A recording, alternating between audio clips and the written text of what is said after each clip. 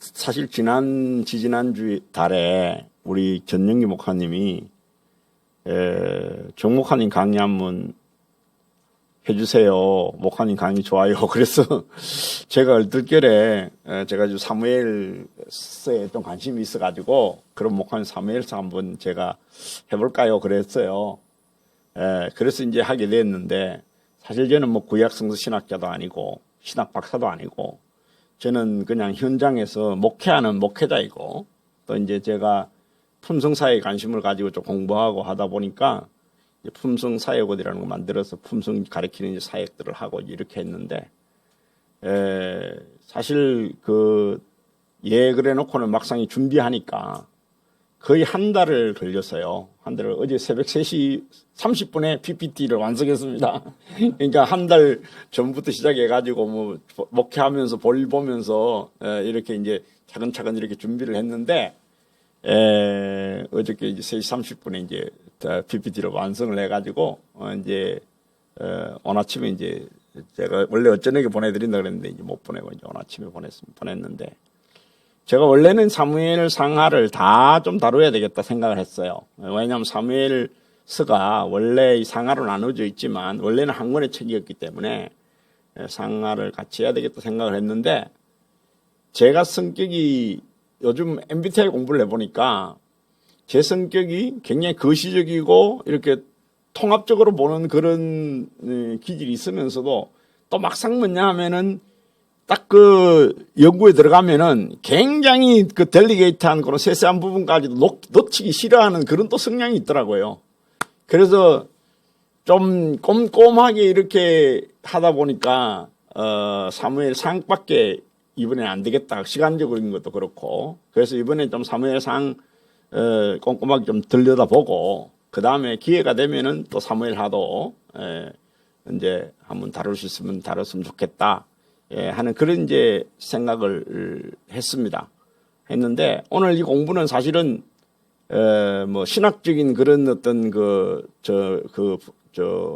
강의는 아니고 아까 전에도 우리 이집사님 이야기하셨습니다만은 목회 현장에 우리가 평신도들하고 함께 이렇게 쉐어링할 수 있는 또 설교의 목회 진정을 도움될 수 있는 우리가 신학교에서 배운 신학이 사실 목회 현장에 와서 별로 도움이 안 될 때가 많잖아요. 오늘 이야기는 좀 목회 현장에 또 내 설교에 구체적으로 좀 도움될 수 있는 이야기를 좀 해야 되겠다 하는 생각이고요. 제가 옷 좀 벗겠습니다. 더우니까. 그리고 이제 우리 지금 현재 우리 사회 현실, 교회 현실, 어떤 목회 현실에 좀 맞춰서 조금 민감한 문제도 제가 좀 과감하게 좀 이야기를 하겠습니다. 그러니까 여러분들께서 오늘 생각이 조금 다르더라도 혹시 화내지 마시고 좀 들어주시면 좋겠고 또 나중에 우리 디스커션 할 수 있는 시간이 있을는지 모르겠습니다만은 그렇게 하면 좋겠고 또 제가 또 준비하고 이렇게 뭐 한 것 중에서 좀 미흡한 것도 있고 좀 부족한 것도 있고 좀 모자란 것도 있을 수 있어요. 왜냐면 여기 다 성령 박사님들이 계시니까. 그러더라도 조금 뭐냐면 이해해 주시고 나중에 목사님 그거는 이렇게 봐야 됩니다. 뭐 그거는 또 뭐 이렇게 그런 이야기해 주시면은 제가 또 개선하도록 그렇게 하겠습니다.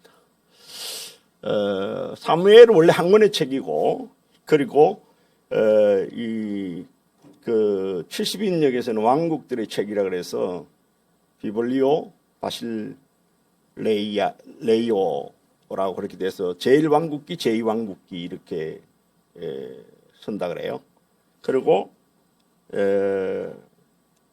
벌게이트 라틴 성경에서는 열왕기 제1열왕기 제2열왕기 제3열왕기 제4열왕기 이렇게 해서 사무엘 상하하고 열왕기 상하를 그렇게 이제 보고 있다 그럽니다. 유대교에서는 우리가 이제 정기예언서라 그러죠. 요수아, 사사기, 사무엘 상하, 열왕기 상하를 정기예언서라고 보고 우리 기독교에서는 보통 역사서라고 그렇게 하죠.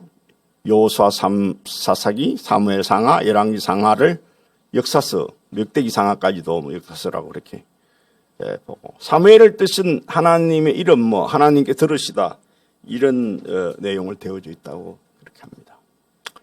저자는 사무엘이다 다윗이다 이제 보수적인 그런 옛날 신학자들은 그런 이야기를 했는데 사실은 사무엘이라고 보기 어려운 게 사무엘이 죽고 난 다음에 그 다윗 시대의 기록이기 때문에 사무엘이라고 보기 어렵고 또 다윗이라고 말하지만 다윗의 말년에 대한 어떤 그런 기록들도 있고 그래서 이거는 정확하지 않고 선견자 사무엘의 글이라는 것하고 선지자 나단의 이야기 뭐 그리고 선지자 갓의 역대기 뭐 이런 것들을 참작해서 신명기 역사가에 의해서 기록된 것이 아닌가 이렇게 보는 게 제일 그 정통한 그런 것 같아요.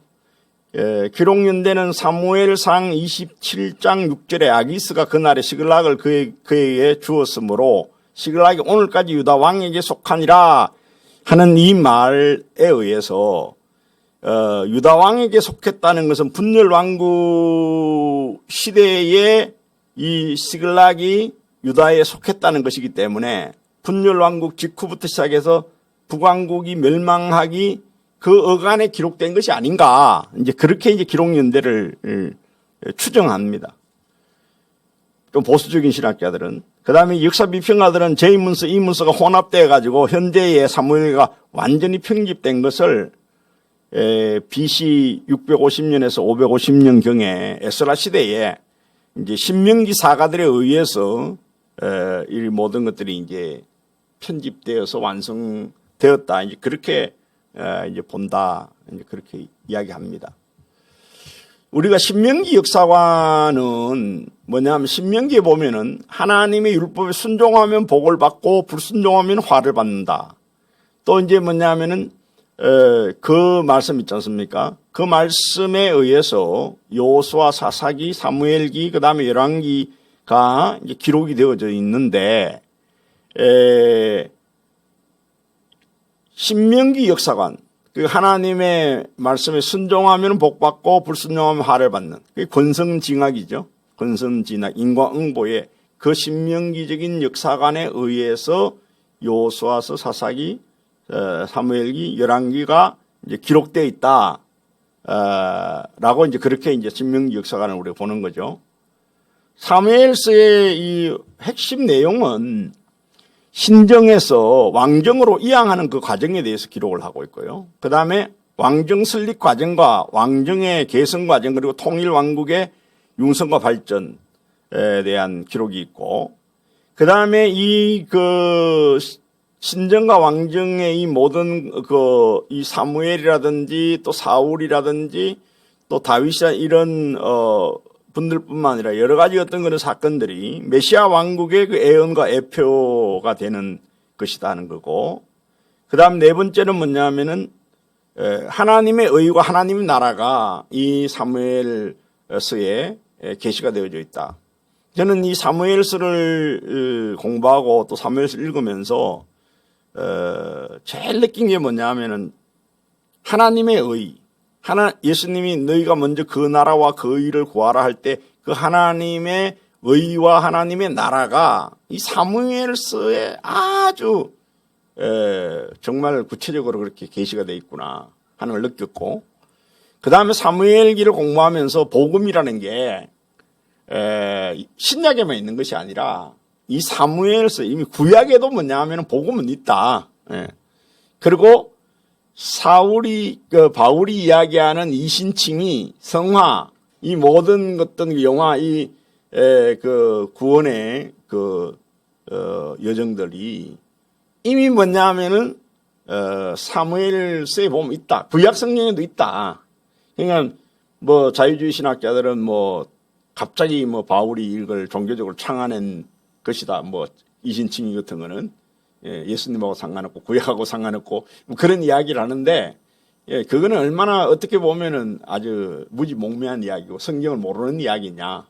구약에 이미 이신칭의가 있고 구약에 하나님의 의와 하나님의 나라가 있다. 구약에 이미 복음이 다 들어있다. 그리고 예수님의 삶 속에 그게 들어있고 그걸 가장 정확하게 뭐냐 하면은 해석해내고 설명해내고 우리에게 하나님의 계시를 드러낸 사람이 누구냐? 바울이다. 그래서 바울이 위대한 거다. 그가 종교적인 어떤 천재로서 어떤 새로운 것들을 창안해내서 위대한 게 아니라 저는 그렇게 믿고 있습니다. 사무엘상 전체의 이제 개요를 보면은 최초의 선지자 사무엘에 대한 이야기가 1장부터 8장까지 나옵니다. 다른 이런 주석들이나 성경에 이렇게 구분을 해놓는 거 보면은 마지막 사사 사무엘 이렇게 돼 있습니다. 근데 사실은 사무엘을 마지막 사사라고 할 수 있느냐? 사실은 마지막 사사의 분위기는 사실은 엘리가 좀 많이 가지고 있고요. 물론 사무엘도 사사였습니다만은 사무엘의 또 아들들이 또 브엘세바의 사사 역할을 했어요. 물론 거기에 대해서는 사무엘의 보좌 역할을 한 거기 때문에 정식 사사라고 볼 수 없다. 이제 이렇게 이야기하는 견해들도 있기 때문에 뭐 충분히 뭐 마지막 사사 사무엘이라 이렇게 이야기할 수 있지만 제가 볼 때는 마지막 사사 사무엘이라는 것보다도 최초의 선지자로서의 사무엘이라는 게 중요하지 않는가. 그 다음에 한나의 기도와 초기 최초의 선지자 사무엘. 그 다음에 최초의 선지자 사무엘입니다. 그 다음에 엘리의 몰락과 사무엘의 선정에 대한 이야기가 나오고 그 다음에 2부는 9장부터 15장까지인데 최초의 왕 사울 그리고 사울왕의 즉위와 사울왕에 대한 통치가 나옵니다. 그리고 3부는 사울왕의 몰락과 다윗의 시련이 나옵니다.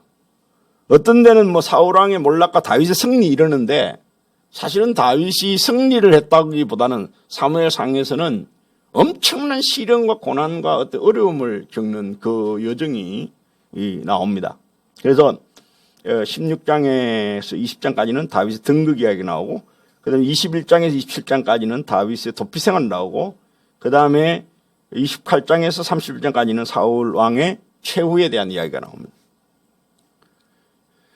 그 다음에 사무엘 하는 이제 다음 기회에 다루겠습니다만 개요만 보겠습니다. 1부는 다윗의 즉위와 흥왕기가 1장 10장까지 나와 있고요. 그 다음에 2부는 다윗의 범죄와 재난이 나와 있고 3부는 다윗의 말년과 환란기가 나와 있습니다. 21장부터 24장까지. 1부는 다윗의 정치적인 승리, 그 다음에 영적인 승리, 군사적인 승리 이렇게 세 가지로 되어 있습니다. 그러니까 헤브론에서 왕이 되고 그 다음에 유다의 왕이 되고 나중에 예루살렘에 와서 통일왕국의 왕이 되는 그 과정까지를 정치적인 승리로 보고 그 다음에 영적인 승리는 언약궤를 예루살렘으로 다윗성으로 옮겨서 이제 하나님의 성막을 그 예루살렘으로 옮기는 그 과정을 영적인 승리라고 보고 그 다음에 이제 군사적인 승리는 다윗이 많은 영토를 이제 정복해서 확장하는 그래서 완전히 약속의 땅 그 성취를 거의 이루는 이제 그것을 이제 우리가 알죠. 2부는 다윗의 범죄하지 않았는데 다윗의 범죄 바세바 사건 아주 참 놀라운 사건이죠. 그 다음에 다윗의 집안의 재난 또 다윗의 왕국의 재난. 제가 요 사무엘서를 공부하면 느낀 게요. 우리가 회개하면 하나님 용서해 준다 그러잖아요. 용서해 준다는 것은 하나님께서 우리를 버리지 않으시고 하나님과의 관계를 계속 유지해 주신다는 거라고 나는 그렇게 봤어요. 그리고 죄를 짓고 회개를 했다고 해가지고 그럼 죄값을 전혀 묻지 않나? 그건 아니더라고요. 내가 사무엘서에서 보니까 최소한. 죄의 값은 뭐냐 하면은 치러야 돼. 그러니까 우리가 죄 짓고 그냥 회개하면 하나님이 다 용서해주고 아무 문제도 없고 괜찮다. 이게 굉장히 위험한 생각이라는 거죠. 예를 들어서 내가 뭐 도발해가 가산을 탕징했다. 그래가지고 뭐냐 하면 죄를 지으면은 회개하고 용서를 구해도 그 도박으로 탕진한 것 때문에 가난의 고통을 겪고 자녀들도 가난의 고통을 겪고 그거는 말할 것 같으면은 가잖아요. 그냥 내가 도박이가 탕진했는데 하나님 앞에 회개했더니 하나님이 금방 말할 것 같으면 도박했는 다 빚 다 갚게 해주고 말할 것 같으면 잃었던 돈 다 되찾게 해주고 그렇게 되는 건 아니거든. 내가 몸을 잘못 사용해가지고 병이 들었다. 내 몸에 대한 죄를 지은 거죠. 그러면은 내가 하나님 앞에 내가 회개하면 하나님께서 용서는 해주시지만 그렇다고 해서 그 말 같으면 내가 내 몸을 잘못 사용한 그 죄를 범한 거에 대한 그 짐은 내가 지우고 가는 거죠. 다윗도 범죄하고 난 다음에 이 바스 범죄 이후에 그 가정의 그 성적인 문제 때문에 일어나는 재난, 그 다음에 왕국의 재난, 이런 것들이 여러분 계속 그 압살롬 반란 이런 것들이 계속 이어지는 거죠. 그 다음에 다윗의 말년에 이제 기근과 전쟁 이런 것들이 나오고 마지막에 다윗의 노래, 회고, 그 다음에 인구조사와 역병이 결국에는 이제 종식되는 이제 그런 이런 이야기들이 이 사무엘서를 전체를 이루고 있습니다. 자, 우리 일부 최초의 선지자 사무엘에 대한 이야기입니다. 한나의 기도가 최초의 선지자 사무엘인데 1장부터 4장까지 사울의 출생이 아니고 사무엘의 출생입니다. 제가 이거 잘못 썼네요. 요거 나중에 수정해 주시기 바랍니다. 사무엘의 출생입니다. 2장 한나의 기도와 경건한 사무엘의 이야기 나오고 사무엘의 소명과 최초의 선지자 사무엘이요. 그 다음에 엘리의 몰락과 사무엘의 선정이 나오고 엘리 가문의 몰락, 블레셋에 대한 하나님의 심판, 언약궤의 귀환, 미스바 성에 왕을 요구하는 이스라엘 백성, 요게 우리 일부의 내용입니다. 자, 사무엘의 출생 1장입니다. 사무엘이 탄생할 가정, 이게 참 여러분 놀라운 사실이에요. 사무엘의 아버지가 누굽니까? 엘가나입니다. 엘가나는 여러분 레위 지파예요. 엘가나에 대한 족보가 이 사무엘 상에는 그렇게 구체적으로 나와 있지 않지만 엘가나는 여러분 아론의 자손이 아니고 고라의 자손이라는 거, 이게 굉장히 놀라운 거예요. 그가 거주한 거주 지역은 라마다임 소빔인데 이 라마다임 소빔이 그 사무엘이 마지막 죽은 그 곳 라마하고 같은 곳인가 하는 것에 대해서는 신학자들의 견해에 좀 차이가 있습니다. 라마다임 소임은 에브라임 지역이라고 에브라임 사람이라고 그랬고 에브라임 지역에 있다고 그랬기 때문에 이곳은 베냐민 지역에 있는 라마라요트하고는 다른 곳이다 이렇게 보는 학자들이 있나 하면 또 그게 같은 곳이다 이렇게 이야기하는 학자들도 있어요. 저는 그런데 뭐냐 하면은 이게 에브라임 지역이라고 이야기를 했기 때문에 분명히 라마다임 소빔은 다른 곳이다 그렇게 생각을 해요. 에브라임 사람이라는 것은 에브라임에 사는 레위인이었다는 겁니다. 그러니까 레위인들이 각 지파들 속에 흩어져 가지고 살았습니다. 그러면서 그들의 어떤 뭐냐 하면은 이 제사 업무라든지 또는 어떤 그런 성무에 대해서 이제 또 이렇게 관계하면서 그렇게 이제 살았던 레위인이기 때문에 엘가나는 에브라임 지역에 사는 그런 레위인이었을 거다 하는 이게 추정이 가능하고요. 그 한나의 기도가 나오지 않습니까? 자녀가 없는 여인의 슬픔이 있습니다. 엘가나의 첫 버닌나가 출산을 했잖아요. 그러니까 엘가나가 자기의 본부인인 한나가 아기를 못 낳으니까 첩을 들였어요. 물론 뭐 아기를 낳아도 첩을 들이는 경우가 구약 시대 때는 있습니다만은 첩을 들여서 이 버닌나가 자꾸 한나를 이제 뭐냐 하면은 불인하게 하는 거죠. 그래서 한나가 어디로 갑니까? 실로 성막에 기도하러 갑니다. 실로는 그 당시에 뭐냐면은 굉장히 중요한 종교적입니다. 우리 조금 있다가 한번 또 실로에 대한 거 조금 더 깊이 공부해 보겠습니다. 서원 기도를 드렸습니다. 하나님께 아기를 주시면 바치겠다. 그 다음에 눈물의 기도를 했습니다. 그러니까 이 한나의 기도가 여러분 굉장히 영적으로 중요한 사건이에요. 그래서 누가 출산했습니까? 사무엘이 출생이 됐습니다. 불임과 난산으로 인해서 출산한 어머니들의 이야기가 성경에는 많이 나옵니다. 라헬이 불임 가운데 있다가 나중에 요셉을 낳았죠. 그리고 11번째 아들 요셉을 낳고 그 다음에 12번째 아들 베냐민을 놓다가 결국에는 난산해서 그 라헬이 죽었죠. 그래서 자식 없는 여인의 그 애통함에 대한 이야기가 그 베들레헴 영아 살해할 때 그 이야기가 나오지 않습니까? 라헬이 슬퍼했다 그 이야기 나오지 않습니까? 그리고 자식을 낳다가 죽는 어머니의 그 이야기가 나옵니다. 그 다음에 마노아, 삼손의 모친 마노아가 아기가 없다가 참으로 하나님께 서원하고 라실로 바치겠다 그러고 이제 아기를 낳고, 그 다음에 엘리사벳, 이런 분들이 난산과 불임으로 인해 가지고 출산한 어머니들의 이야기들이 성경에 나옵니다.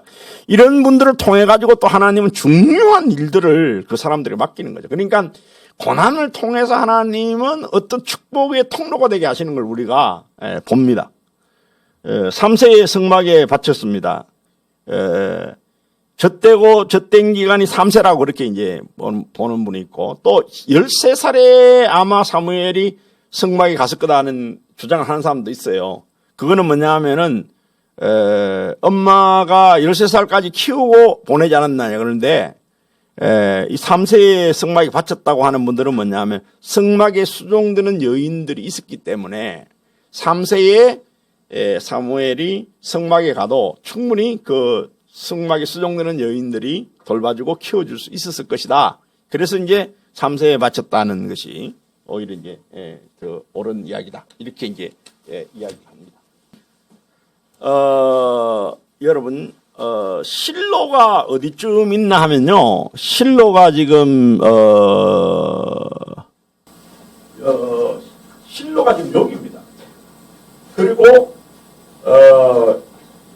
라마다임 소입이면 한 요쯤 여기 그 뭐냐면 에브라임 산지 요쯤 되지 않느냐, 그렇게 이야기를 해요.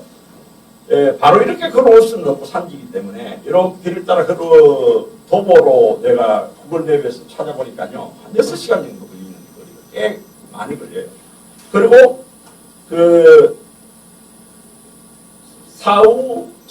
사무엘의 무덤이 있는 곳, 그 라말라요스 여기거든요. 한 여기서 여기까지 한 9시간 정도 걸립니다. 꽤 먼 거리예요.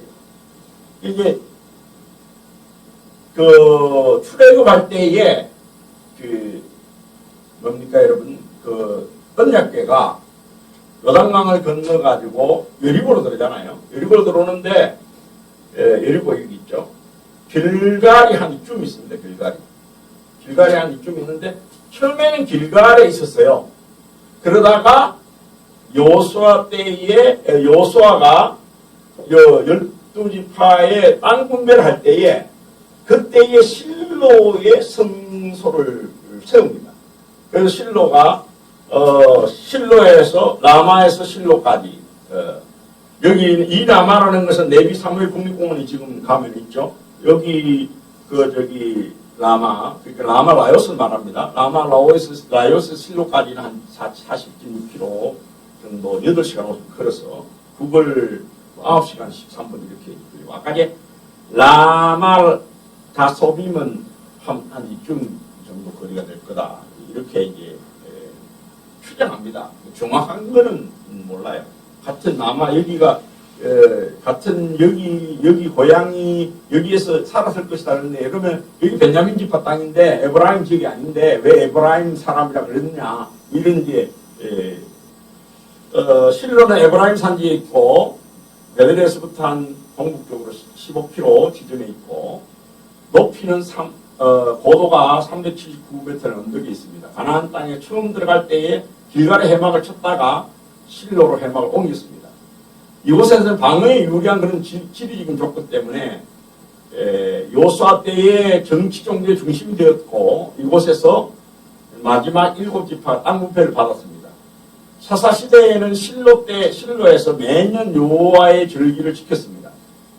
그렇지만은 제사장 엘리 때에 뒤에 이제 이야기가 나오겠지만 언약궤를 블레셋 전쟁에 가지고 나가다 빼앗기면서 다시는 이곳으로 법궤가 돌아오지 못합니다. 그 베스메스로 갔다가 길리안 여림으로 갔다가 나중에 오베데돔을 집어 왔다가 예루살렘으로 가지요. 그러니까 다시 돌아오지 못했고, 성막도 뭐냐 하면은 롭 땅에 성막이 있었어요. 언약궤는 길리안 여림에 있었지만 성막은 롭 땅에 있었고 롭 땅에 제사장들이 거기 있었습니다. 왜 이렇게 분리가 되어 있는지는 성경이 잘 설명을 하고 있지 않아요. 그리고 우리가 창세기 49장 10절에 보면 실로 오기까지 한다 하는 말씀이 나오는데 그것을 지명으로 해석하는 견해가 있고요. 그 다음에 문자적으로 해석해서 안전하게 된, 평안하게 된 때로 해석해서 유다가 적들을 정복하여서 이스라엘 안전하게 될 때까지 그 왕권이 떠나지 않는다는 그런 이제 의미도 되고, 마지막 세 번째 11로는 장차 유다 지파를 통해 올 메시아를 의미하는 걸로 그렇게 본다. 그래서 메시아가 올 때까지 유다 지파가 지상의 왕권을 가지게 될 거라는 그런 걸로 이제 보는데, 이 11로가 어떻게 보면 이 예수 그리스도에 대한 어떤 그런 예언의 상징으로 사용되곤 합니다. 그래서 뭐 실로암도 이거하고 또 연관 지어가지고 또 이야기하기도 하고. 참 내가 성경을 보다가 참 놀란 게, 아까 제가 이야기를 했습니다만은 사무엘상 1장에는 사무엘의 그 족보 이야기가 요 사무엘상 1장에는 뭐냐면 사무엘, 엘가나, 여로암, 엘리후, 도후, 수까지밖에 안 나와요. 그러니까 우리 목회자들이나 신학자들이 이후에 이거를 잘 모르더라고요. 근데 우리가 역대상 6장 34절부터 38절이나 역대상 6장 22, 28절까지 보면은 레위 지파까지 이제 올라가 있고, 또 여기도 이제 이렇게 있는데 그 레위 지파의 후손들은 이렇다. 또 이제 뭐냐면은 레갑 족속 저기 찬양인도했던 그 예루살렘 성 찬양인도했던 그 조상들은 어떻더라, 그런 이야기하면서 이렇게 이제 나오는데, 같은 성경에 같은 말 같으면은 그 족보의 이야기인데 조금 또 달라요. 참 이게 우리가 보면 성경이 참 재밌습니다. 왜냐하면은 우리 성경 1.1획도 틀리지 않는다고 그러잖아요. 그런데 같은 역대상의 6장부터 34장하고 6장 22절부터 28절까지 보면 같은 사무엘의 족보를 이야기하면서도 사람 이름도 좀 틀리는 경우가 있고, 이렇게 좀 뭐냐 하면은 약간 차이들이 있어요. 근데 성경이 참 위대한 거는 뭐냐 하면은 아마 성경이 아니면은 이걸 다 맞췄을 거예요. 인위적으로. 그래서 성경은 뭐냐 하면은 비록 틀린 것들이 있다 할지라도요, 있는 그대로 둬요. 이게 말 같은 성경의 위대한 점이에요. 누가 그런 이야기 하잖아요. 성경을 하나님 말씀을 읽었는데 거기에 뭐 시아버지가 며느리를 성적으로 뭐 했던 이야기, 또 뭐 간통사건, 살인사건, 그런 믿음의 영웅들의 어떤 그런 말하자면 초한 범죄 이야기들이 성경에는 너무 리얼리티하게 기록되어 있는 거예요. 그래서 이게 거룩할 성경인지 이 뭐 섹슈얼 북인지 이건 도대체 이게 알 수가 없다고 덮었다는 얘기인데, 결국에는 뭐냐 하면은 하나님의 말씀은 제일 중요한 생명이면 진실성입니다. 인간의 죄성, 인간의 연약함, 인간의 어떤 그런 부족함, 때로는 뭐냐면 기록한 사람들의 어떤 연약함, 또 족보의 전례 과정에서 어떻게 보면은 뭐냐 하면은 좀 뭐냐 하면은 차이점, 이런 것들조차도 아주 진실하게 있는 그대로 그냥 허물과 그런 실수도 다 그냥 그 인간적인 것들을 너무나도 잘 나타내고 있죠. 그게 이제 성경의 매력입니다. 근데 우리가 보면은 레위 족속인데 아까 제가 이제 아론의 후손이 아니고 누구 후손이라고요? 고라가 여러분 어떤 사람입니까? 고라는 여러분 아론에게 반발하고 모세에게 반발하다가 땅이 갈라져 죽었습니다. 왜 우리도 레위집하고 그런데 뭐냐 하면 우리는 다 성전에 성막에 허드렛 일만 하냐, 너희들은 제사지 장로도 하고, 그래서 되들었다가 뭐냐 하면은 완전히 뭐냐면 망했습니다. 그런데 그 고라의 후손 가운데에서 아시, 엘가나, 아비삽 이렇게 이제 자녀들을 하나님께서 치지 않으시고 살려두셨어요. 그 후손 가운데 누가 나왔어요? 사무엘이.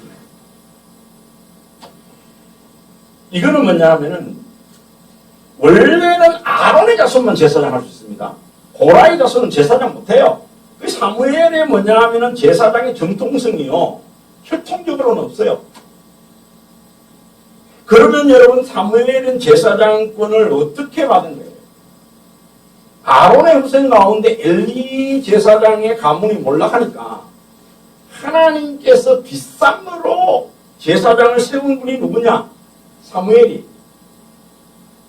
그러니까 한나의 기도를 통해서 칠과 같이 어두운 시대에 하나님께서 빗삼 대책위원장 제사장을 보낸 거예요.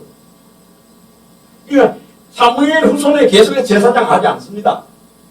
다시 성막에 가서 성전 지었을 때에 사무엘 후손들이 뭐합니까? 찬양대 인도하고 하는 찬양 사역이에요.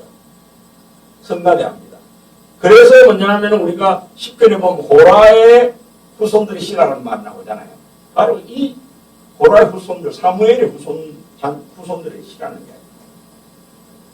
그러니까 한나의 기도의 그 위대함이 뭐냐 하면은 어머니의 기도를 통해 하나님은 정말 역사가 말하자면 칠같이 어두울 때에 해성같이 하나님의 사람을 세운다는 거예요.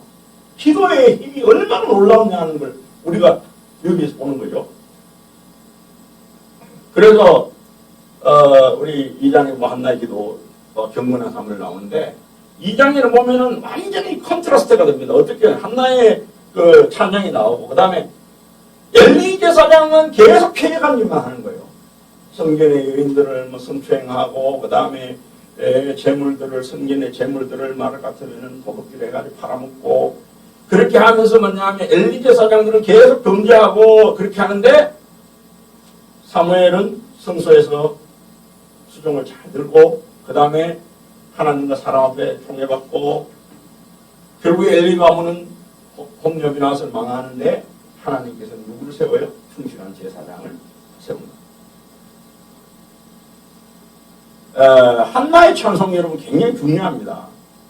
한나의 찬송 사무엘상 2장 1절부터 10절까지 한나의 기도 여러분 읽어보면은 여기에서 뭘 느꼈습니까? 굉장한 혁명사상을 느낄 수 있어요. 혁명사상. 보세요. 교만한 말을 다시 하지 말 것이며 오만한 말을 내 입에 내지 마라. 그렇게 이야기를 하고 용사의 활을 꺾고 넘어진 자는 힘에 띠를 띄운다. 용사의 활을 꺾고 넘어진 자는 힘으로 띠를 띈다. 풍족한 자는 양식의 품을 팔고 줄이는 자는 다시 줄이지 않는다. 임신 못한 자는 7을 낳고 많이 자녀를 둔 자는 새약이 준다. 그 다음에 하나님은 죽이기도 하고 살기도 하시며 서울을 내기도 하시고 크게 올리기도 하시는도다. 여호와는 가난하기도 하시고 부하기도 하시고 낮추기도 하시고 높이기도 하신다. 가난한 자를 진토에 일으키며 빈곤한 자를 그름뜨리게 올리시고 귀족들과 함께 하시며 영광의 자리를 차지하게 하신다. 그리고 땅의 기둥은 여호와의 것이라 여호와께서 세계에 그것을 그 위에 세우신다. 그가 거룩한 자들의 말을 지킬 것이고 그리고 흑암 중에 잠잠하게 하리니 힘으로는 일상을 이렇게 이제 쭉 갑니다. 여러분 이 한나의 기도하고 유사성이 있는 기도가 있죠. 누구? 마리아 찬양입니다. 누가복음 1장 46절 45절까지 보면 마리아가 그 예수님을 잉태했을 때에 그때에 마리아가 찬양한 마리아 찬가가 나옵니다. 마리아 찬가가 한나의 기도하고 굉장히 닮았어요. 그러니까 이 한나는 어떻게 보면 마리아의 애표이기도 하고 이 사무엘은 뭐냐면 예수 그리스도의 애표이기도 한데 이 사상 속에는 뭐냐 하면은 이 세상의 부패한 기득권 구조에 대한 타파와 심판과 가난하고 말 같으면 호통당하는 그런 하나님의 백성들, 억울한 하나님의 백성들의 어떤 다시 그 신원하시고 하나님 다시 이렇게 세우시는 어떻게 보면 하나님 나라는 세상 나라의 정복이라는 어떤 그런 측면에서 이 한나의 기도와 마리아 찬가가 상당히 어떤 유사성이 있습니다. 그래서 해방신학자들이 한나의 기도와 마리아 찬가에 대해서 굉장히 많은 관심을 가지고 또 어떤 사회주의적인 그런 신학적인 관심을 가지고 있는 사람들 굉장히 한나의 찬가와 그 마리아 찬가에 굉장히 관심을 가지는 것은 하나님의 관심이 말 같으면 결국에 가난한 자를 세우고 교만하고 말 같으면 이렇게 부한 자를 내리치시는 그런 말 같으면 그게 있다는 거죠. 그 다음에 어린이 사무엘과 어린이 예수에 대한 이야기 나오는데 사무엘 어렸을 때 옷을 입고 여호와 앞에 섬겼는데 사무엘이 점점 자라매 여호와 사람한테 은총을 받았다 했는데 누가복음 2장 40절부터 45절 아이가 자라며 강해지고 지혜가 충만하여 하나님의 거기에 있더라 그랬고 예수는 지혜와 키가 자라며 하나님과 사람을 사랑스러웠다. 사무엘상 2장 35절에 충실한 제사장 사무엘 사독 그리스도라고 그렇게 충실한 제사장을 봅니다. 솔로몬 때, 다윗 솔로몬 때에 가장 중요한 역할을 했죠. 그래서 예수님 때에 이 사람들이 또 문제를 일으킵니다. 사두개파, 제사장. 근데 이제 저는 충실한 제사장을 이렇게 본다는 것이고, 내가 나를 위하여 충실한 제사장을 일으키니 그 사람은 내 마음, 내 뜻에 행할 것이라. 내가 그를 위하여 견고한 집을 세우니 그가 나의 기름 부음 받은 자 앞에서 영구히 행하리라. 그랬다는 겁니다. 3장입니다. 사무엘의 소명과 최초의 선지자. 사무엘이 밤중에 사무엘아 불렀죠. 3번 불렀는데 3번 날 같으면 엘리 제사장이 갔더니만 엘리 제사장이 나중에 주의 이름 듣겠나이다 해라. 그래서 말할 것 같으면은 하나님 말씀에 귀를 기울이게 됐고 계시를 듣게 되었는데 그 계시의 말씀이 엘리 가문에 대한 멸망의 계시. 그래서 엘리가 있는 그대로 이야기해달라 그러죠. 하나님 말씀을 내가 그냥 들으려야 된다. 좋은 말이고 안 좋은 말이고 다 있는 거예요. 그래서 엘리가 이 말씀을 순종하는 걸 보게 되고 그 다음에 이제 사무엘이 자라매 하나 땅에 들지 않고 단에서부터 브엘세바까지 이스라엘이 사무엘은 여호와의 선지자로 세우심을 입은 줄 알았다. 여호와께서 실로에 다시 나타나시되 여호와께서 실로에서 여호와의 말씀으로 사무엘에게 자기를 나타냈다. 여러분 이스라엘 지도 있죠? 여기 지도 있어서 참 좋네요. 브엘세바가 어디냐면 여기가 브엘세바입니다. 이스라엘에서 사람이 거주할 수 있는 가장 남방 지역이 브엘세바예요. 아브라함이 헤브론과 브엘세바에서 살았고 또 브엘세바의 이삭이 우물을 팠던 것이죠. 아브라함이 여러분 여기 북쪽에 있는 그 하란에서부터 쭉 내려와가지고 여기 사실은 굉장히 좋은 이스라엘 천지도 있고 산지도 있습니다. 남부창 산지도 있는데 다 내려와서 물론 이제 유목민이 있고 풀을 뜯어 먹이는 양떼를 몰고 다니고 소떼를 몰고 다니고 풀을 뜯어 먹이는 이런 초기가 필요하기 때문에 여기에 있어도 되지만 이 브엘세바는 여러분 1년의 강수량이 어느 정도냐면요. 우리 그 여름에 장마철에 하루 오는 비양 정도밖에 안 옵니다. 그렇게 물이 귀한 곳이에요. 네개로 내려가면 여기는 여러분 사막 지역이라 사람이 살 수 있는 거예요. 단은 어디냐 하면은 이 헐몬산이지 않습니까? 헐몬산 바로 밑에 여기가 단이거든요. 단에서 브엘세바가 뭐냐 하면은 하나님이신 이스라엘 백성들에게 약속의 땅입니다. 브엘세바의 단까지 이스라엘 백성들이 다 사무엘이 선지자인 줄로 인정했다는 거예요. 사무엘은 사사이기도 하고 제사장이기도 하고 그리고 선지자이기도 합니다. 왕만 아니지 사무엘은 사사, 선지자, 제사장 세 가지 역할을 다 하는 거죠. 자, 엘리 가문이 이제 몰락합니다. 블레셋 전쟁에 패하게 돼요.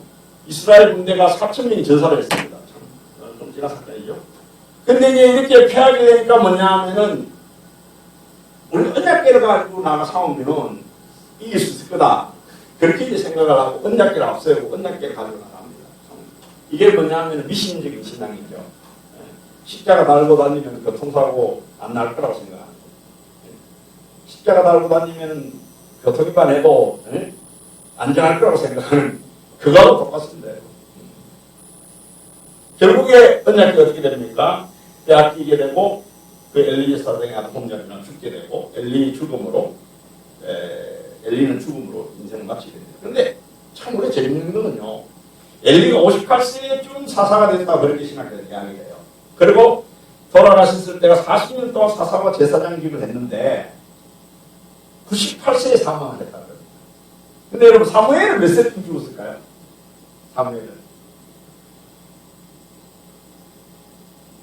사무엘은 나중에 이제 궁극적으로 남겨두고 나중에 사무엘 죽었을 때 얘기합시다. 그 다음에 사울은 몇 세 죽었을까요? 다윗은 몇 세 죽었을까요? 근데 엘리, 사무엘, 사울, 다윗 중에 여러분 제일 오래 산 사람은 누굴까요? 엘리입니다. 엘리예요. 그러니까 사실 엘리 여사는 대단한 분이에요. 그 이스라엘이 전쟁 치고 엘리에게 있다는 것 때문에 거꾸로져가지고 모두 죽었지만 그리고 아들 둘이가 이렇게 비참하게 말로를 보냈지만 40년 동안 사사와 제사장 사실 한다는 게 대단한 일이죠. 이가가 출생했는데 비냐스의 아들을 출생했는데 영광이 떠나다 하나님 영광이 떠나다는 거예요. 근데 우리가 참 재밌습니다. 엘리 가문은 몰라겠다 그러잖아요. 근데 완전히 몰라합니까? 완전히 몰라하잖아요. 보라의 후손들이 보라가 망했지만 여러분 완전히 망한 게 아니라 거기에서 사무엘이라는 세상이 나오잖아요. 그렇듯이 하나님의 역사는 보면요 완전히 망하지 않아요. 뭐든지 하나님이 완전히 버리는 것은 잘 없더라고요. 엘리에서는 여러분 엘리도 아론부터 이다말의 후손이요 엘리가 나오고 홍리가 변화서 나옵니다. 홍리의 부모님은 이 아이둑과 이가봇이 있는데 나중에 이 아이둑과 이가봇의 아들 중에서 아이야와 아히멜렉이 있는데 이 아히멜렉이 뭐냐면 나중에 우리 봅니다만은 노업 제사장이에요. 그리고 아비아달은 이 아히멜렉의 아들입니다. 아비아달은 여러분 유명하죠?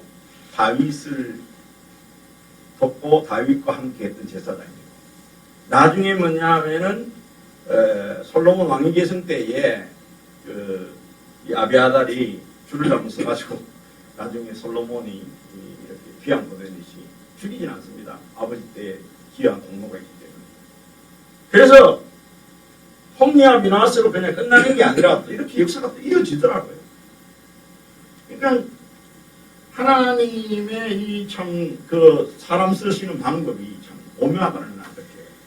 좀 이따 이제 우리 공부하겠습니다만은 사울의 경우에도 사울이 완전 망했지만 사울의 가문에서 누가 나옵니까? 신약 시대에 바울이 나오잖아요. 그러니까 하나님의 역사에는 완전히 망하는 건 없다. 하나님은 뭐냐, 하나님의 사람이 언젠가는 또한 뭐냐 하면 기회를 주신다는 걸 제가 보는 거예요. 사무엘 경우도 보고, 여기도 이제 보고. 블레셋 사람들 하나님 심판, 블레셋 우상에 대한 심판하고, 언약궤가 엎드린 다곤산, 깨트려진 다곤산, 그 다음에 언약궤로 인한, 그 재앙으로 인해 두려움 당하죠. 블레셋 백성에 대한 심판이 나오고, 그리고 아스돗, 가드, 에글론 독종의 재앙이 내려지는 그런 이야기가 5장에 나옵니다.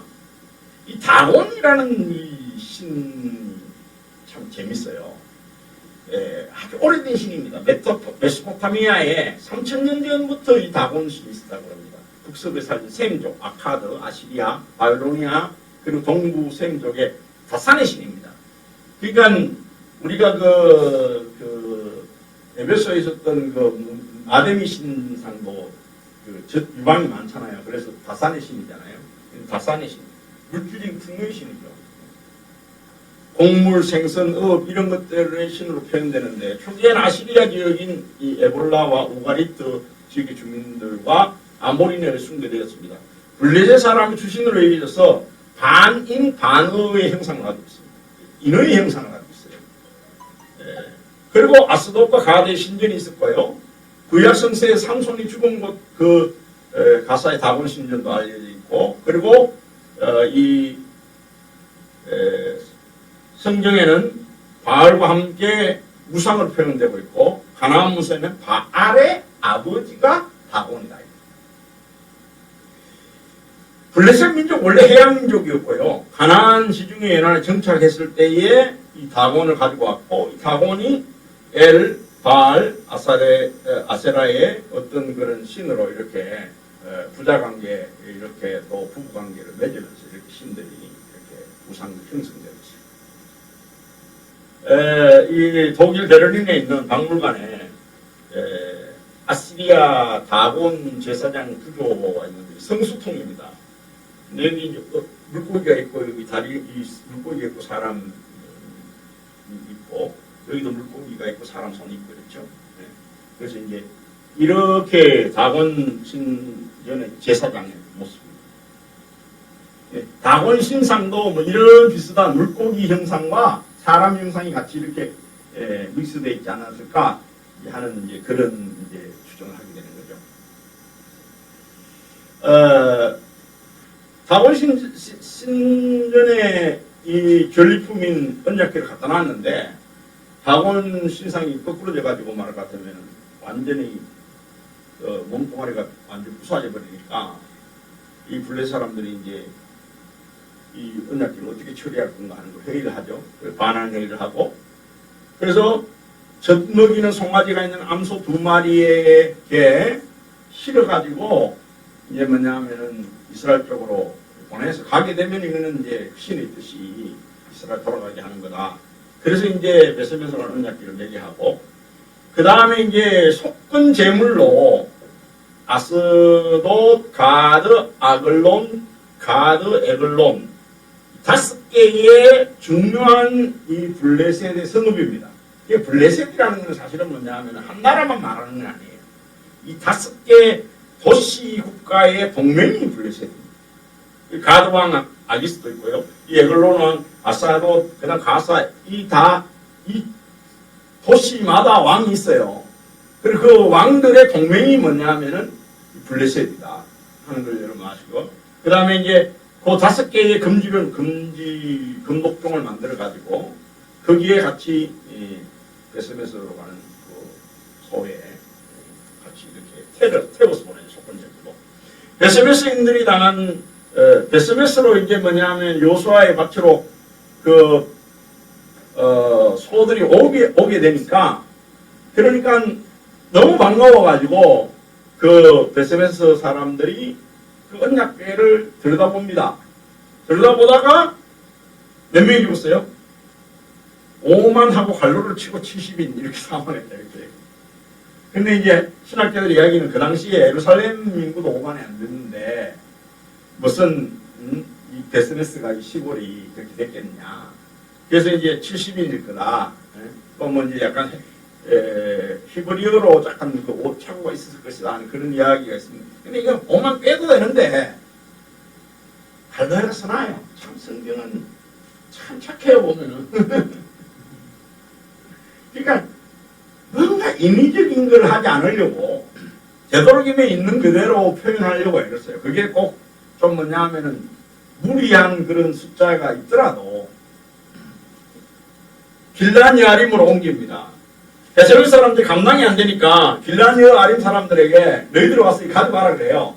이 길라니아림 사람들이 와서 가져갑니다. 내려와서 가져가라 그러는데 베스메스는 여러분 305m 고도 그렇고 길라니아림은 760입니다. 베스메스가 여러분 어디쯤 되느냐 하면요. 베스메스가 여기가 베스메스입니다.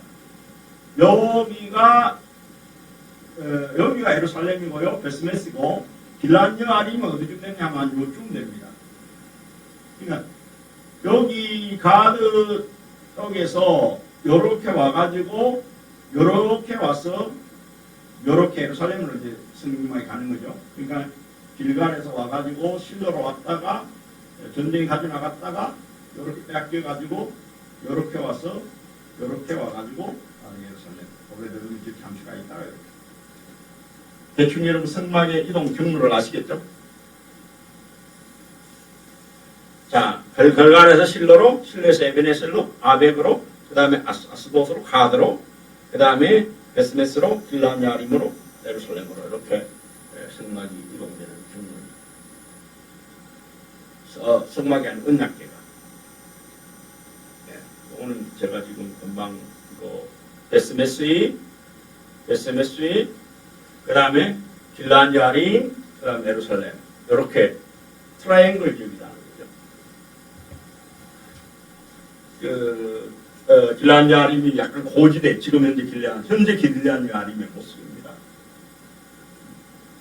그리고 7장에 보면 이제 미스바에서 대성회를 합니다. 사무엘을 통해, 사무엘이 이제 뭐냐 하면은, 완전히 그 사사권, 그 다음에 선지자권, 그 다음에 제사장권을 이제 엘리제산이 죽고 난 다음에 하게 되는 거죠.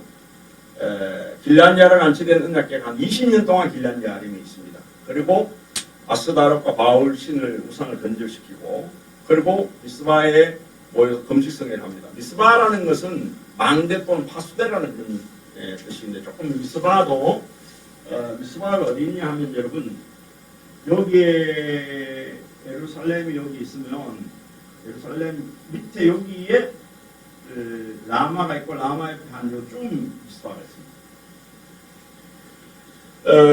사무엘을 통한 이스라엘 승리 어린 양 번제를 드립니다. 어린 양 번제 드릴 때에 블레셋 사람들이 쳐들어왔는데 하나님께서 블레셋을 우리로 내리쳐가지고 말 같으면 블레셋을 격퇴시켜버립니다. 백갈같이 승리를 하게 되고 에베네셀을 우리 하나님이 우리를 도우셨다 그래서 미스바와 겐 사이에 에베네셀 하나님이 도우셨다는 그것을 세우죠. 기념비를 세웁니다. 그리고 사무엘을 통해서 이스라엘이 안정을 얻게 되고 이스라엘 평화가 임하게 됩니다.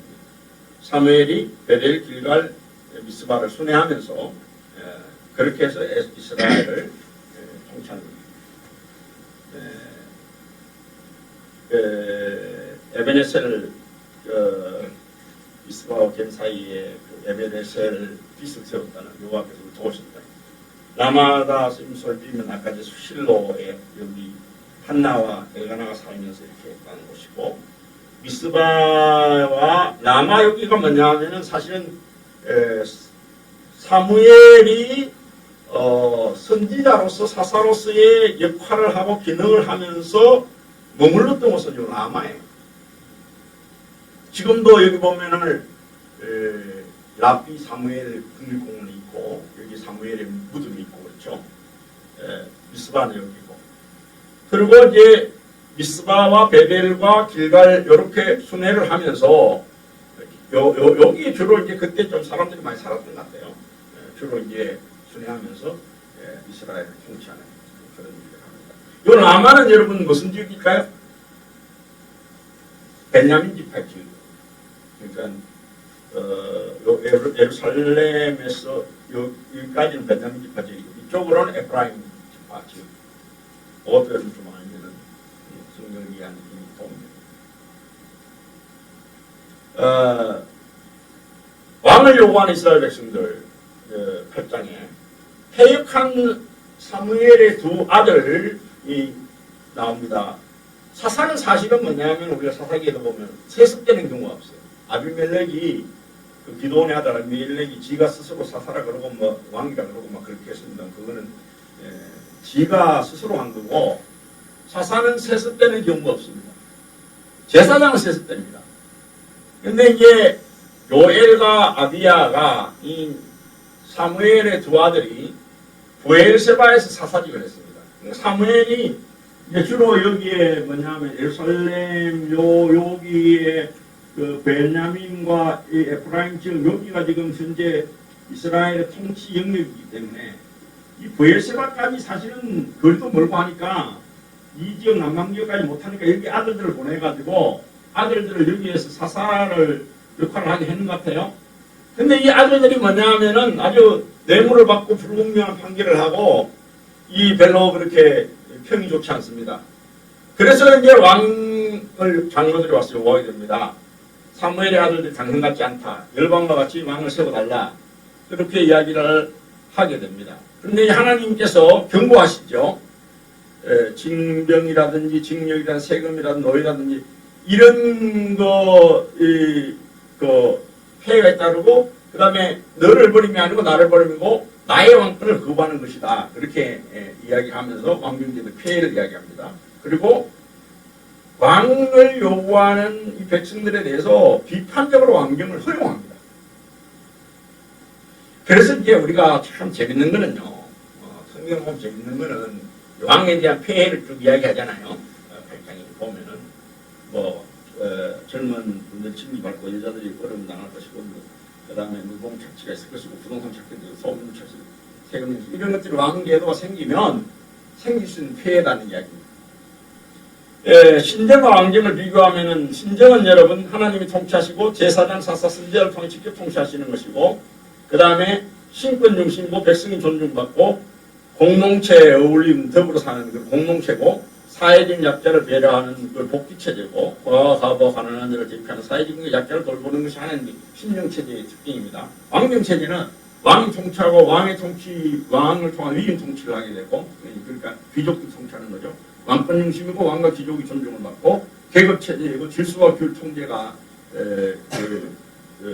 가치고 그 다음에 강자 중심의 명령체이고 왕을 위한 징역 구역들로 인해 가지고 백성이 왕을 위해 희생과 헌신 충성을 해야 하는 이런 체제가 신정체제 왕정체제의 차이다 이렇게 이야기할 수 있습니다. 하나님은 이걸 좋아하시는 거죠. 이거는 뭐냐면은 그 당시에 물론 여러분 우리가 성경에 보면은 애굽에 바로왕도 있었고 그 다음에 가나안 땅에 들어올 때 동네 이장만 돼도 전부 다 왕이에요. 그죠? 여리고 왕, 시온 왕, 옥 왕, 여부수 다 동네 이장만 돼도 다 지가 왕이라 그러는 거야. 세상은 어떻게 보면은 강한 자가 왕이 되고 그 강한 자 중심으로 세상이 돌아가는데 하나님은 그거를 원하시는 게 아니라 하나님 중심으로 공동체, 이 어울림, 더불어 사는 그런 공동체를 하나님 원하시는 거죠. 그리고 사회적인 약자를 배려하는. 자, 우리가 신명기 17장 14절부터 20절 거기에 보면은 왕의 요건과 자세에 대해 나옵니다. 하나님께서 이스라엘 백성들이 하나님 주시는 땅에 들어가서 거기에 거주하게 되면은 우리도 왕을 세워야겠다는 생각이 들 수 있다는 걸 하나님 아셨어요. 신명기 이미. 그리고 반드시 하나님이 택한 자를 왕으로 세워라. 그리고 왕을 세울 때에는 내 형제 중에서 할 것이고 내 형제 아닌 타국인을 왕으로 세우지 말아라. 이방인 왕을 세우지 말라는 겁니다. 그래서 예수님 시대 때 에돔 사람 헤롯이 왕이 되어 통치하는 것은 하는 뜻이 원래 아니죠. 그는 병마를 많이 주지 말 것이고 병마를 많이 얻으려고 그 사람들을 애굽으로 들어가게 하지 마라. 이는 하나님께서 말할 것 같으면 그 길 다시 돌아가지 말 것이다. 아내를 많이 두지 말고 미혹하지 말라. 은금을 많이 사두지 말라. 이제 왕의 제도의 이상적인 어떤 그런 모습, 교만하지 말고 좌우로 치우치지 말고 그래야 그와 그 자손이 왕위에 있는 날 장구하리라. 그 왕의 작품과 조건과 자격에 대해서 이미 신명기에 게시가 되어 있어요. 그러면 뭐냐면 하나님도 언젠가는 가나안 땅에 가면은 이스라엘 백성들이 왕을 잘라 그럴 것이고 세울 것이기 때문에 하나님도 이미 이런 말씀을 하고 계신 것 같아요. 그런데 하나님의 계획보다도 지금 백성들의 장로들의 요구가 앞서가는 거죠. 그러니까 여기에서 우리가 조금 이제 눈여겨봐야 될 부분이 있습니다. 자, 최초의 왕 이제 사울, 우리 2부에는 사울의 초대 왕 사울 선출, 강화되는 왕권, 그 다음에 왕권 갱신, 사울의 통치, 사울 첫 번째 실패, 믹나스 전투, 그 다음 두 번째 실패 이렇게 15년까지 나와 있는데 좀 이제 구체적으로 보게 되면 우리 요 15장까지 하고 좀 쉬었다가 하도록 그렇게 하겠습니다. 사울의 가문은 여러분 어디입니까? 베냐민 지파예요. 이 베냐민 지파가 초대 왕이 되었다는 것도 참 특이한 거예요. 왜냐하면 사사기 20장에 보면 레위인 강간 사건으로 인해가지고 베냐민 지파가 완전 몰살을 당합니다. 레위인의 첩이 말을 같으면 바람이 났는지 어떻게 했는지 집을 나갔어요. 베들레헴에 가지고 있는데 이 레위인이 찾아가가지고 이 에브라임 지역에 있는 레위인인데 이제 자기 그 첩을 데리고 이제 가다가 베냐민 땅에 머물러서 베냐민 지파의 집에 들어가서 거기에서 뭐냐면은 같이 하룻밤을 묵습니다. 근데 그 동네에 베냐민 지파의 그 동네 깡패들이 있었던 것 같아요. 그놈들이 찾아와가지고는 뭐냐면 레위인의 이 철을 끄집어 내가지고 가가지고는 집단 성폭행을 해요. 그래가지고 이 말 같으면은 첩이 나중에 집에 돌아오기는 왔는데 집 문 앞에서 죽었어.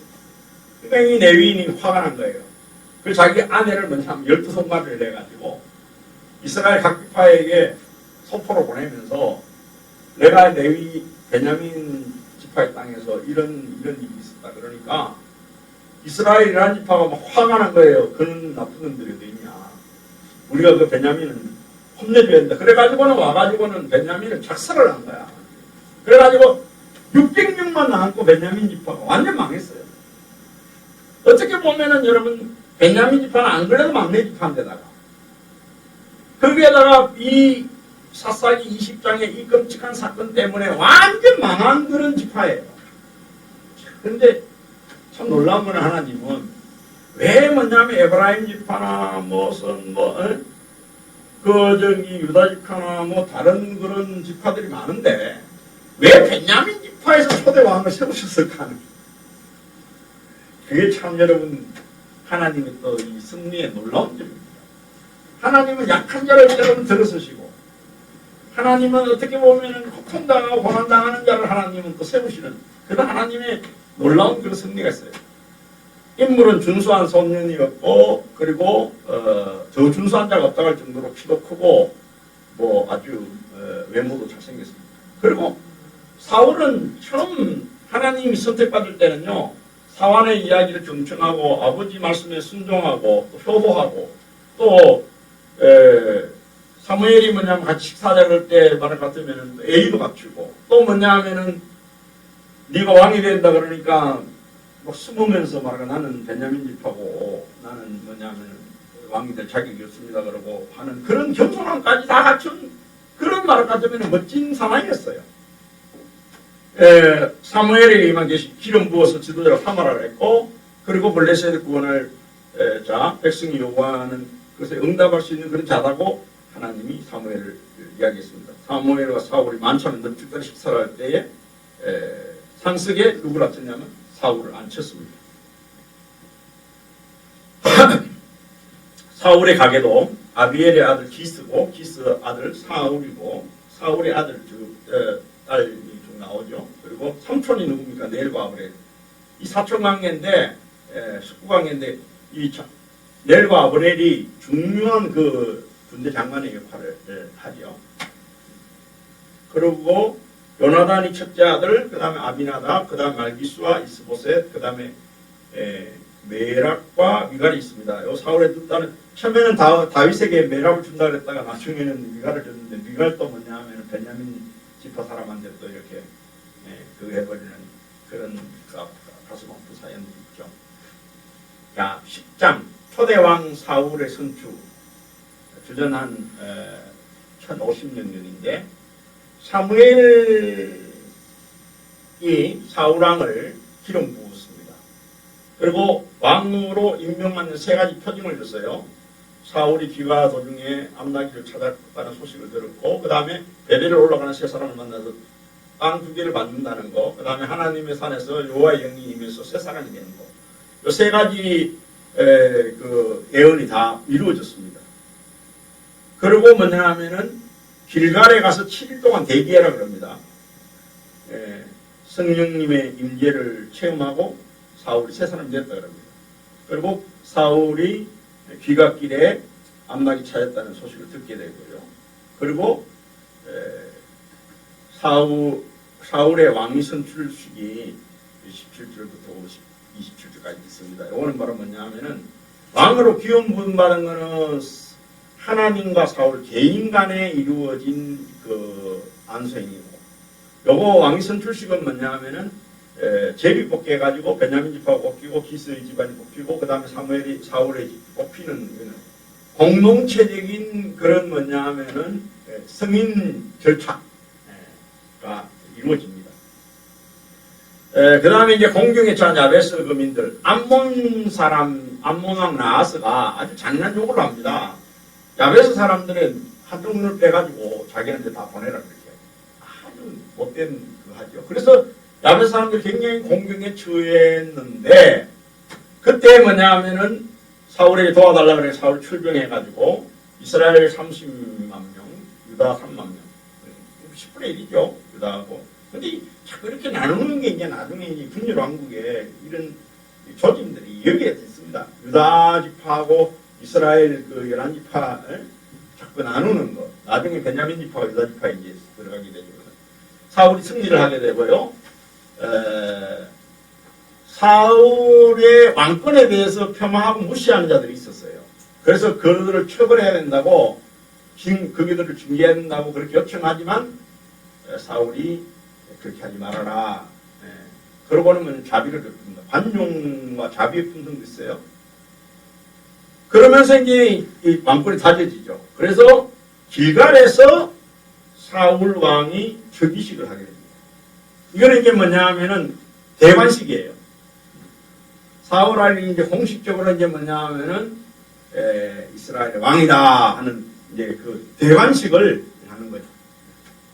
그러니까 아까 이제 왕이 지금 현재 개인적으로 오덴 받고 그 다음에 선출식을 하고 그 다음에 대관식을 하고 그런 이제 절차들이 있습니다.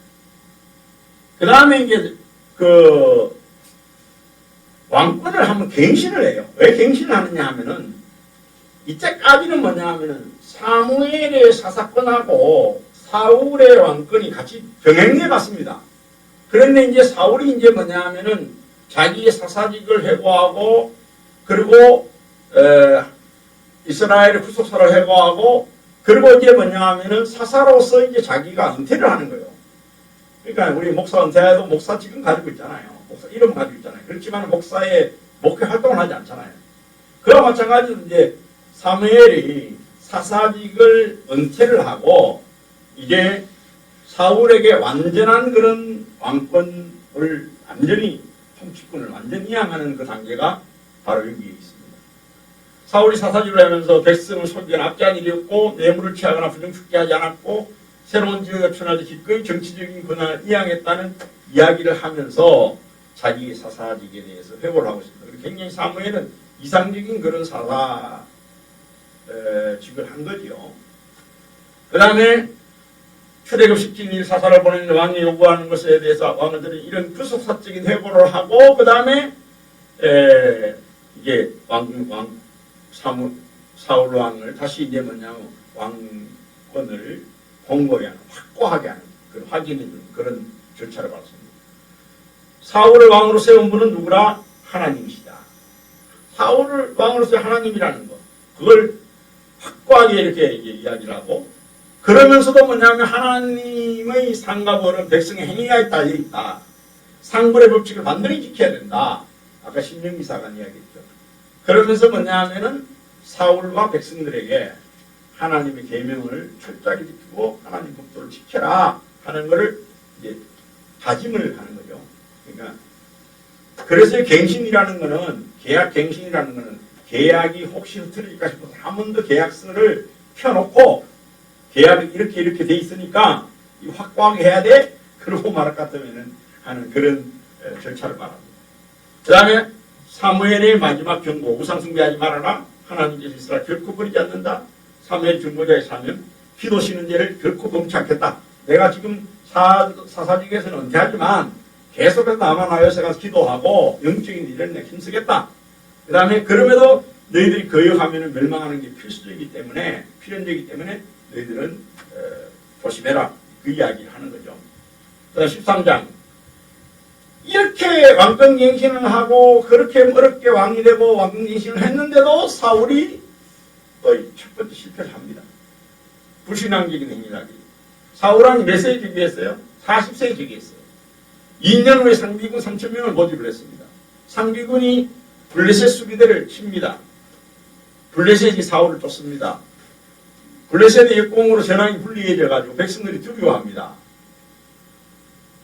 병거 3만 명, 마병 6,000명을 블레셋에 거느리고 오는 거죠. 그러니까 전투력이 훨씬 이 군사 장비는 누가 좋아요? 블레셋이 좋은 거예요. 그런데 뭐냐면은 이 블레셋 전투에 나가기 위해서 백성들이 두려워하니까 하나님한테 번제물과 화목제물을 드렸습니다. 그런데 원래는 사무엘이 와서 드리기로 했는데 또 제사장이 드려야 되는 제사를 누가 사울 자신이 뭐냐 하면은 기다리다가 그냥 성급하게 드려버렸습니다. 뭘 했죠? 제사장이 권하는데 월권을 했습니다. 사울이 자기가 범죄한 행위에 대해서 사무엘이 책망을 하니까 변명을 합니다. 그리고 사무엘이 사울의 범죄에 대해서 정죄를 합니다.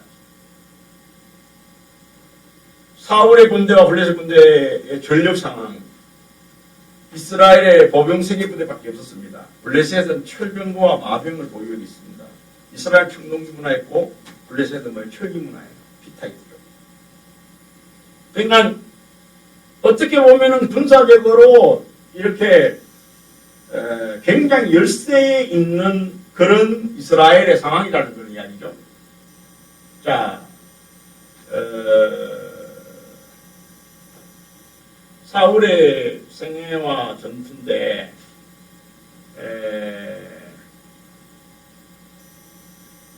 여기 길갈에서 이스라엘 왕이 되고 그 다음에 이제 길르앗 나못 여기 암몬 족속들이 쳐들어와가지고 길르앗 나못에 이제 눈 빼라 그러니까 여기 올라가서 이제 치고 쳐서 이제 암몬 자손을 무찌르고 이렇게 다시 돌아오죠. 돌아오고 그 다음에 이제 이 블레셋과 전쟁하는 그런 이야기입니다.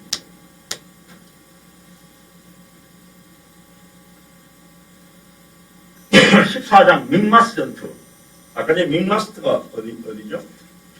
믹마스가 어디냐면은 여기 있는데요. 노브하고 믹마스하고 디바하고 이렇게 미스바하고 이렇게 여러분 베델하고 이렇게 있습니다. 믹마스, 믹마스. 믹마스에서 누구하고 전투합니까? 블레셋하고 전투를 하는데 요나단이 출병합니다. 요나단이 그 믹마스의 에봇을 입고 아이야 제사장이 옵니다. 그래서 요나단이 뭐냐 하면은 하나님께 그 아이야 제사장의 에봇을 말 같으면은 입고 온 제사장에게 그걸 하는 거죠. 이 아이야가 여러분 누구냐? 아까 전에 그 비나스, 홈리와 비나스 있죠? 엘리 제사장의 아들 홈리와 비나스, 비나스의 아들 아이두브 있고 아이야, 그 다음에 아비아달, 다윗 시대에 제사장 역할을 했던 아이멜렉과 같은 사람이라고 그렇게 이야기해요. 아이야. 요 사람이 믹마스의 에봇을 입고 찾아왔는데 나중에 그 믹마스 바로 밑에 있는 롭 땅의 제사장 역할을 하죠. 아이멜렉. 그러다가 롭 땅에 그 다윗이 찾아갔을 때 신설병을 줬고 골리앗의 그 창을 줬는데 나중에 사울이 그것 때문에 뭐냐 하면은 이 아이멜렉과 이 제사장 85명입니까? 그 사람들을 가지고 죽이는 그런 일이 생겼고 아비아달이 다윗에게 피난을 가가지고 도움을 요청하고 그리고 다윗의 제사장이 되는 그런 역사가 있습니다. 하나님의 역사와 이스라엘 승리. 요나단이 블레셋 군대를 교란시켰고 블레셋 군인들이 서로 살상했고 이스라엘 군대가 다시 전쟁을 가다듬었고 블레셋 대전에서 이스라엘 승리한다. 그러니까 이스라엘의 전쟁은 뭐냐 하면은 하나님의 전쟁이에요. 그러니까 이스라엘이 군사력이 많고 군인이 많고 전력이 좋아가지고 승리하는 게 아니고 하나님이 이스라엘 편이 되어 주시면은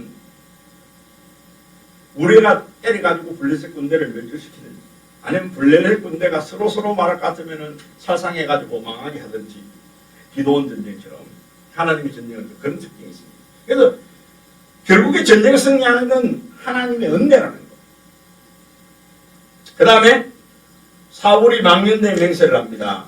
사울이 금식을 명령했고요. 그리고 그 전쟁 중에 사울이 말할 것 같으면 금식을 명령해가지고 백성을 힘들게 합니다. 그 요나단이 그걸 모르고는 뭐냐 하면은 금식 명령을 모르고 꿀을 먹었어요. 꿀을 먹으니까 눈이 밝았다 그랬죠. 그 나중에 이스라엘 백성들이 소와 양을 피처럼 먹는 이런 실수를 범하게 되는 거죠. 그리고 사울의 치적과 사울의 가계에 대한 이야기가 나옵니다. 아까 제가 아이멜렉, 아비아달 그 이야기, 제사장 계보. 그러니까 제사장 계보가 이다말로 해가지고 이렇게 내려오고요. 원래 이제 정통 계보는 이렇게 내려갑니다.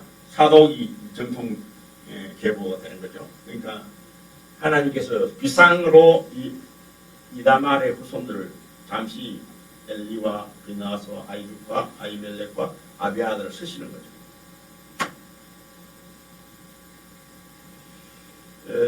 사울의 가게도 사울의 나라 같으면은 부인이 아이노함과 리스바가 있고 거기에 요나단, 그 다음에 아비나답, 말기수, 그 다음에 에스바알, 그 다음에 메라비갈이 있고 그 다음에 알몬이 모이모셀이 있다.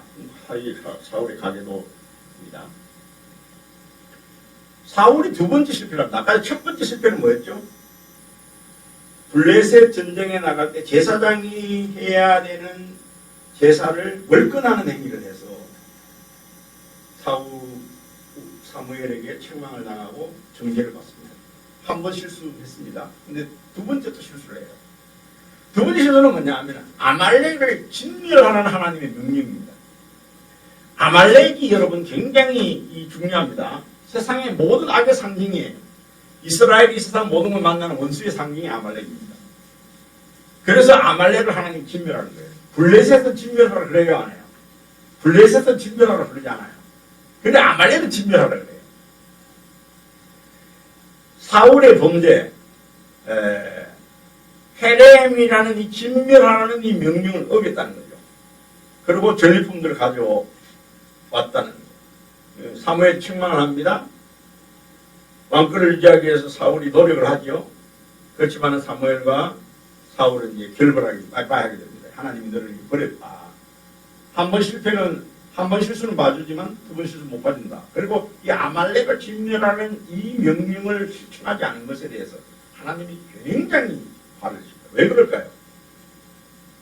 아말렉은요, 이 네겝의 북동쪽의 황평 땅에 거주하는 올짜기의 족속이라는 이름을 가졌는데요. 네겝은 아까 제가 여기 이야기했죠. 여기가 여기에 주로 머물면서 이제 뭐냐면은 주로 이 완전 도덕계처럼 행세하는 사람들이에요. 에스의 아들 엘리바의 첩 딥나의 아들이라고 합니다. 출애굽 여정의 느비딤에서 이스라엘 공격했습니다. 그 당시에 요수아를 천연망을 내보내고 모세가 아론과 훌과 함께 손을 들고 기도를 했죠. 그래서 아론과 훌의 손을 이렇게 들고 있으면은 요수아 군대가 이기고 손을 내리면은 이제 지고 그랬죠. 그래서 그때 여호와 니시라는 이야기가 나옵니다. 아말렉은 멸국 중에 어떤 종말은 그 멸망에 이를 것이라는 민수기 24장 20절에 발람의 예언이 나오고요. 그리고 이스라엘 가데스를 불순종을 해나여 아말렉이 패하고 마는 그런 뼈아픈 이야기가 나옵니다. 이때 하나님은 아말렉 사람을 완전히 멸망시킬 것이라고 하는 신명기 25장 19절에 예언이 나옵니다.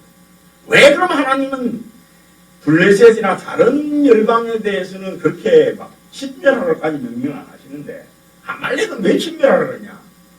아말렉 사람들 하나님을 두려워하지 않고 이스라엘 광야에 피어나 뒤떨어진 약한 사람들을 쳤기 때문에 나중에 여러분 우리가 마지막 사무엘상 마지막 부분에 가면은 이제 다윗이 시글락에 있을 때 아말렉이 치더라잖아요.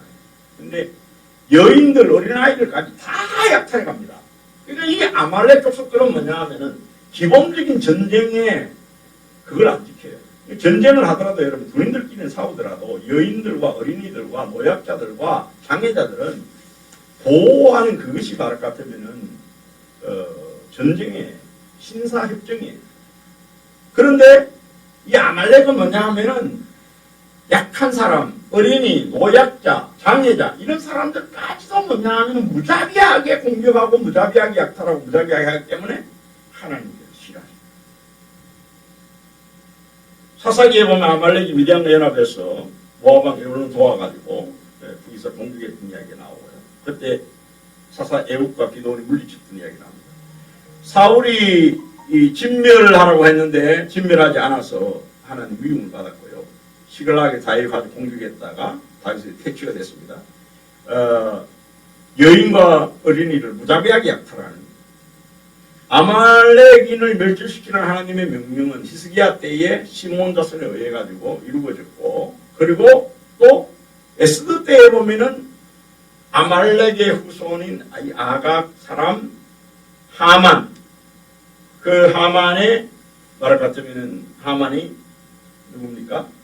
모르드게를 죽이려고 하다가 유대인들을 죽이려고 하다가 결국에 처형된 이야기가 나오죠. 그래서 이 아말렉은 하나님의 백성과 하나님의 영원한 원수, 그걸 이제 생각하시면 되실 것 같아요. 예. 녹화 일단 반 정도 했는데 조금 쉬었다가